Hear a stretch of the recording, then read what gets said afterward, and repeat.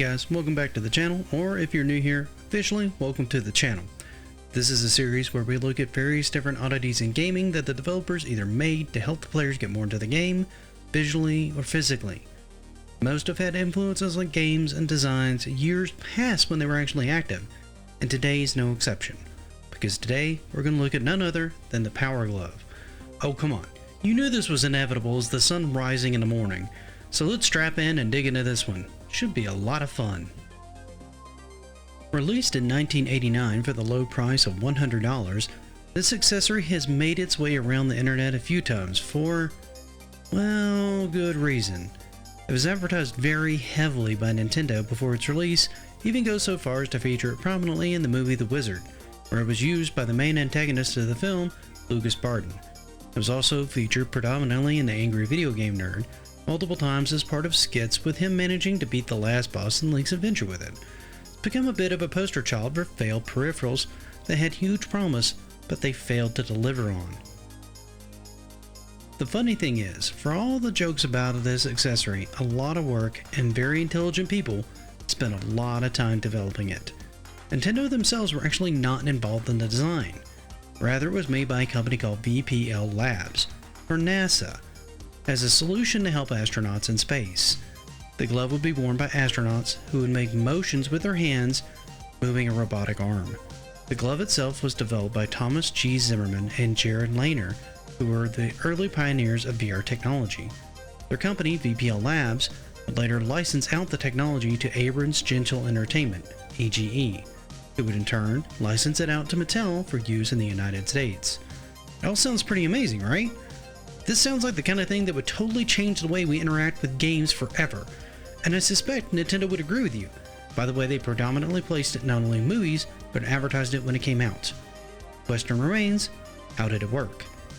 Why did it fail to grab the market? Well, I think the answer lies in the execution. In order to make the whole thing work, a series of microphones on an L bracket would be mounted on the TV.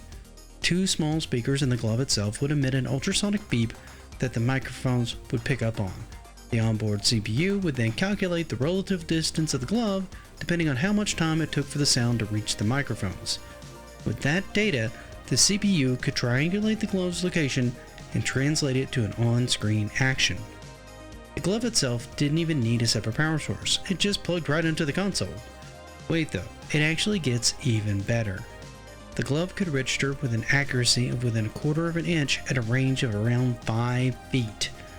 It would even register individual finger movements. How it did this is by using fiber optic tubes that were in the first 4 fingers of the glove. As the fingers bent, the light was constricted. The glove then would detect the loss of light and would determine how far the tube was bent. I know, right? This all sounds like one of the coolest devices ever, and I'll admit, as I'm writing this, I'm shocked, amazed, not only at the origins of the device, but how it actually worked. However, this isn't much of a success story, or we might not be using controllers today. For starters, the parts were cheap, which means most of the motion didn't work well. The fiber optic tubes couldn't be read well enough, meaning it could only register in most 4-finger positions. The microphones had a hard time registering subtle movements, which meant you had to make large sweeping motions due to the distortion. All of this added up to a lot of frustration for the player. On top of that, only 2 games were made specifically for the PowerGlove itself, Bad Street Baller and Super Glove Ball. On top of all this, each game had to have a key code put into it so that the device knew what you were playing and be calibrated for each game, and it was finicky at best. To be completely fair, there was no way that a $100 PowerGlove was going to match up to the $10,000 Data Glove that it was designed after. And even after the price of $100, it was a large asking price for a consumer-grade product that was an add-on to an already over $100 console, especially with the average household income of just under $52K a year.